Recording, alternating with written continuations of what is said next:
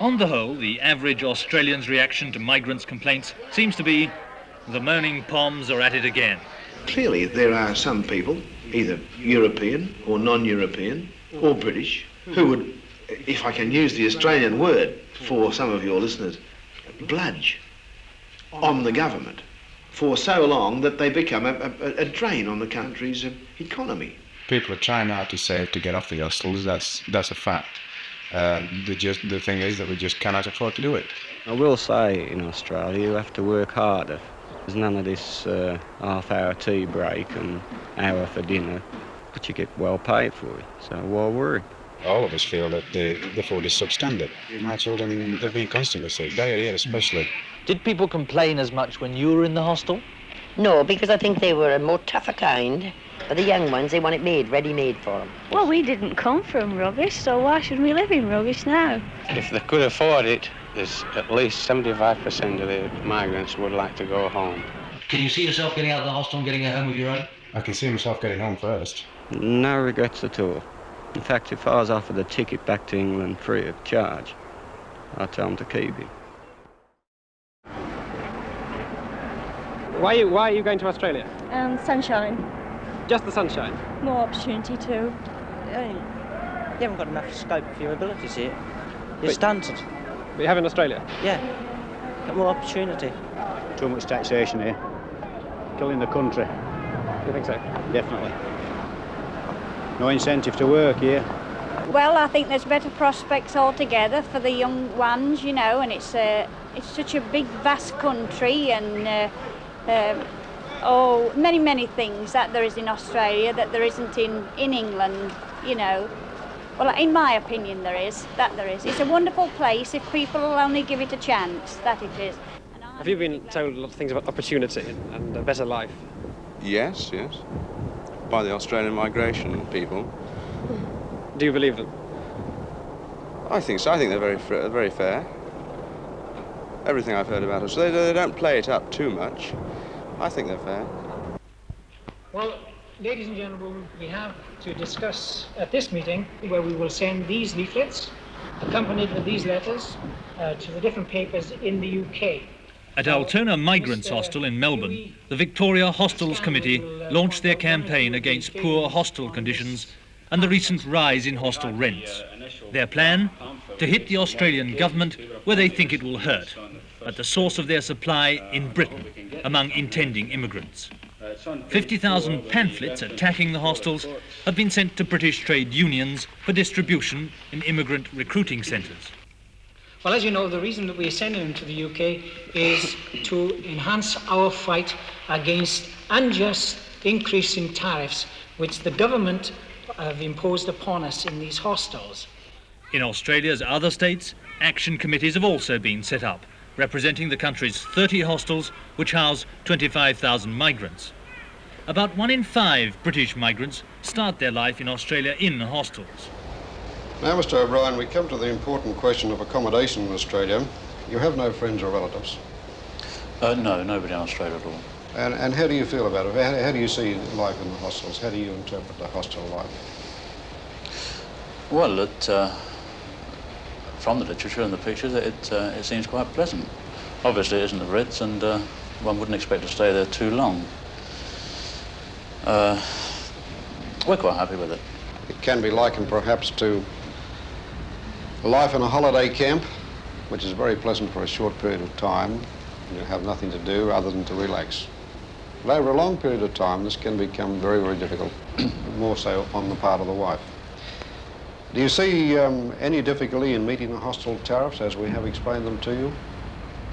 No, we've worked it out. I don't think there should be any problem there.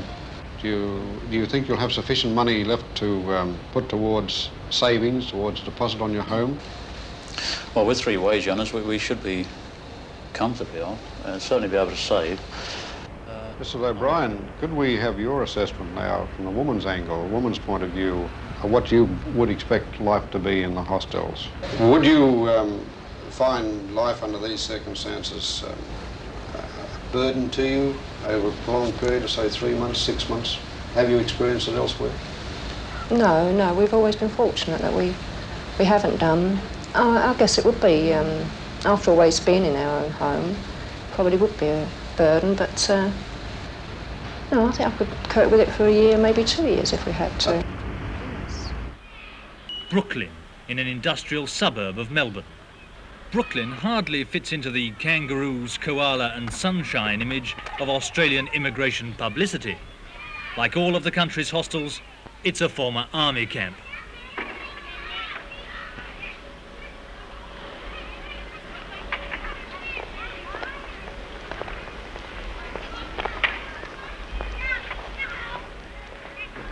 Hostel rents include accommodation, all meals and a change of linen. The hostel's aim is to provide cheap accommodation for the newly arrived migrant so that he can save quickly for a house of his own. But now hostel rents have been put up on average £2 a week, and a family with 3 children might be paying £13 a week in rent. So the migrants, especially the unskilled, claim they can't save enough money to buy their own house and get out of the hostel. Colin Meakin from Barnsley is a case in point. Well, personally, if I'd have known exactly what the hostel was like, I would have thought twice. The thing is this, there's nothing wrong with the country at all. It's just that you must know this fact, and they should tell you this fact, that if you haven't got the deposit for a house when you first get here, then it's no good trying to make a living in the hostel at all. But the idea of these hostels surely is that you should have somewhere cheap to stay so you can get a deposit, save a deposit for a house. Yes, that's the information that was given when we went for the interview before we came to Australia. But we found very different circumstances since we got here. As a matter of fact, my wife has started her first day's work today. Yeah. And for the last 6 months we've been living entirely on my wage. Now what's your wage? It's $41 Australian a week, basically. About £16 English, would that be? 16, 17 pounds English. Now, how much are you paying for hostel accommodation and all your food included? At the present time, without paying the extra tariff, I'm paying $23.90. That is, what, about £8, £9 English? Yes. Is it over half, would it about half of your wages is going on the hostel? Oh, yes, easily are. How much are you able to save, then, a week? Because the idea is to get out of the hostel, isn't it? You want to get out of the hostel. Well, the point is I've saved nothing since I got here. In 6 months I brought £140 sterling, $380 Australian, and I've spent every penny of that in just living, the basic living needs. Now what about the hostel itself? What other complaints have you got? Oh, well, the main complaint as far as I'm concerned is that we're not able to keep us children the same. We're having to, there's no facilities in the hut.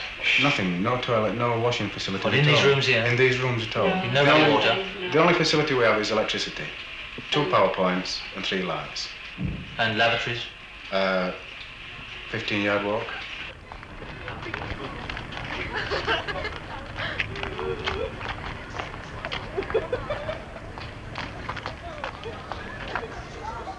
The main 2 points that I have about the food personally is that it reminds me very much of the old army days, the old army cooking, and I'm not a dietitian, but I can swear that there's no vitamin in the food at all. Not after the pre-cooking that's been admitted takes place, and the general sloppiness of the food when it's presented. Watery cabbage and Yorkshire pudding, and I'm a Yorkshireman. Yorkshire pudding that looks more like to me like sponge cake. That as soon as it's dropped on the plate, soaks all the gravy up. We do need a diet that suits us, our background. Obviously, we are used to good food. I've been in the army, as I said, and I can take food as it comes, mainly. But I feel strongly on this point about my children. My children are finding it very difficult to eat. I do cook in the hut to try and keep my children healthy. They've been constantly sick, diarrhea especially. Mainly ailments stomach ailments that arise from the food that they are eating.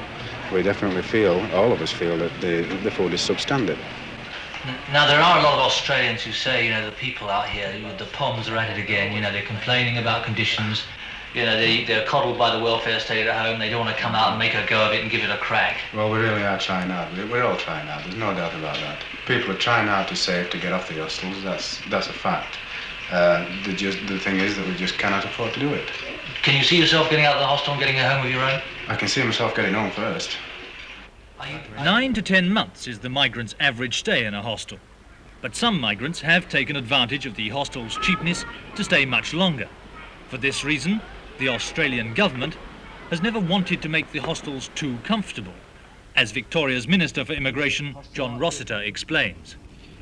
I believe that the 2-year period placed on a migrant family, a migrant or a migrant family staying at a hostel is a sound one. It has been seen quite clearly that there are some people, either European or non-European or British, who would prefer to stay there and, if I can use the Australian word for some of your listeners, bludge on the government.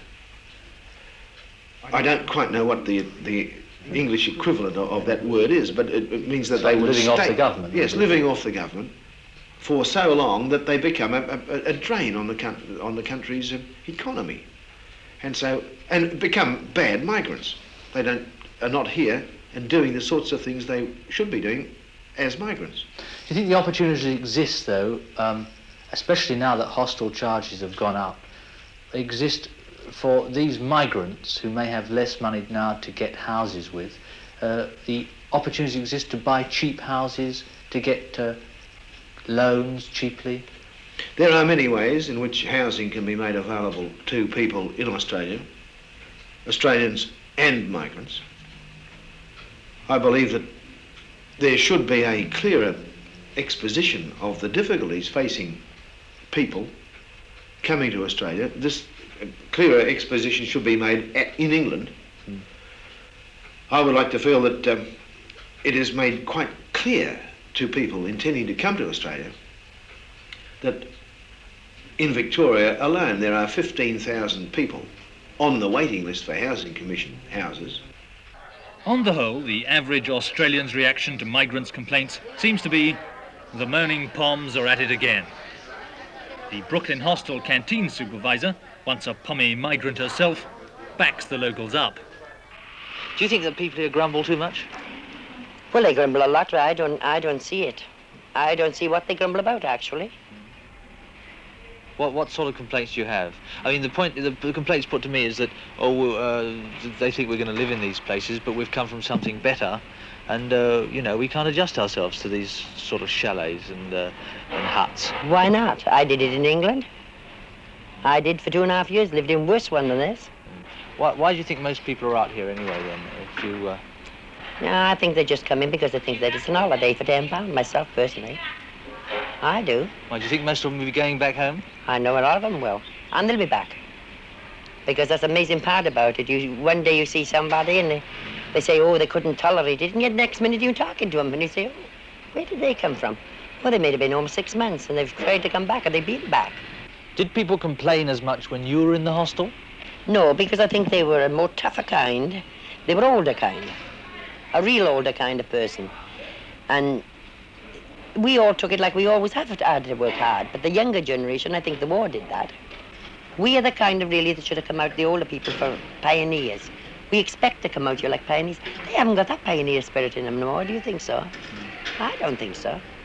As old as I am, I really like to have some fun. I want to go out into the country. The same with all the old people. But the young ones, they want it made, ready-made for them. Even if the general impression at Brooklyn Hostel is one of disenchantment with Australia, there are some completely unaffected by it. Like Ron Cooper, a painter from Birmingham, who's moving out of the hostel soon into his own new house.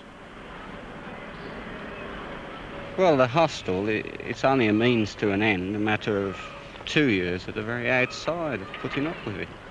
So really, I do think they're moaning too much. They could improve on the hostels a lot, but I still think it's better than going into a private home, because you are on your own and you sort out where you're going to live from there. If you go into a private home, you generally end up bickering and getting on each other's nerves, and you get out too quick then.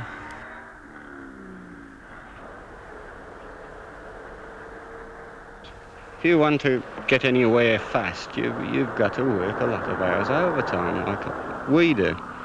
But it's only for 2 years, and then after 2 years you can sit back, 40-hour week, you get enough money to live on in comfort.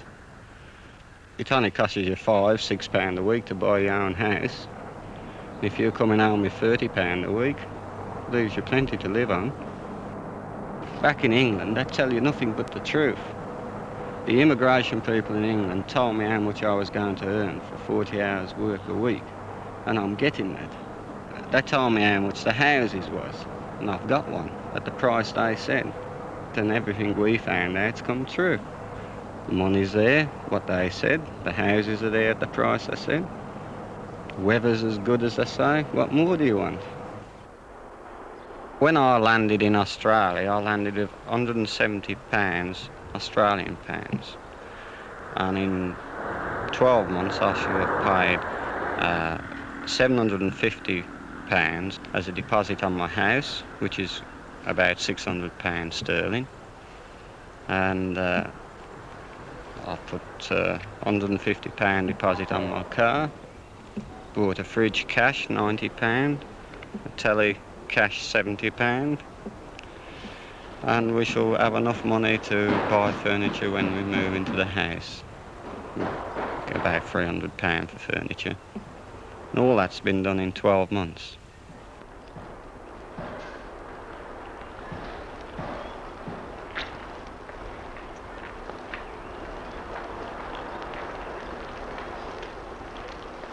Most of the people that are grumbling in their hostels, the impression I get that they didn't think they'd have to work so hard to get the money that they give you.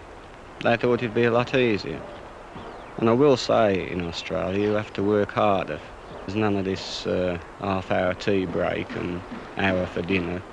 You get a 10-minute tea break and an half-hour dinner, and that's it. But you get well paid for it, so why worry?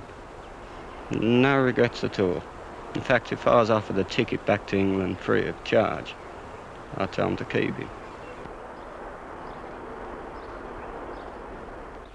They know this means that beginning from 3rd of April... The lines for the Hostels Committee campaign are drawn up. All the committee members have so far refused to pay the rent increases and are urging everyone to follow. But they know the Australian government can win the rent case in the courts. Already, over 3/4 of hostel residents are said to be paying the new tariff. So the committee's main hope lies in their anti-hostel campaign among intending immigrants in Britain. It's a novel idea, but with their resources, it will be surprising if it works. Are you all in agreement to this alteration? Yes. Shall we have a proposer? I propose that. A seconder? I second. All in favour? Is there an amendment to this? No amendment? All in favour? Yeah. Right. Well, we'll get in touch and I presume... Once before, 15 years ago, British hostel migrants fought the Australian government. They lost. But for the moment, the Victoria Committee, the most militant in all Australia, seems determined to keep up its fight and its complaints. How many of these people who arrive, though, just don't want to make a go at being coddled by the welfare state in England and want it easy, do you think? No, very few. I think most people are genuinely shocked when they come here. We're not backbiting or being nasty about it, but the government it's like an ostrich. It just will not pull its head out of the sand. But they just don't show the true light of things, you know. Yeah. They give you a false impression, so to speak. A lot of people think that these hostels shouldn't be made too nice because otherwise people just want to keep living in these cheap hostels. Well, we didn't come from rubbish, so why should we live in rubbish now? How many people at the moment do you think would like to go home, you know, of immigrants that you know? Is that a general... Well, I would say that if they could afford it, if they would say it, that there's at least 75% of the migrants would like to go home. Over the past 3 years, the number of British migrants going back home has more than doubled. It's doubtful if all were just moaning Poms. Even government officials recognise that Australia has had too much of a take-it-or-leave-it approach to arriving migrants. Now the government is planning to build the first 2 new migrant hostels ever, to be ready in 1969. For the hostel dwellers of Brooklyn, it will be none too soon.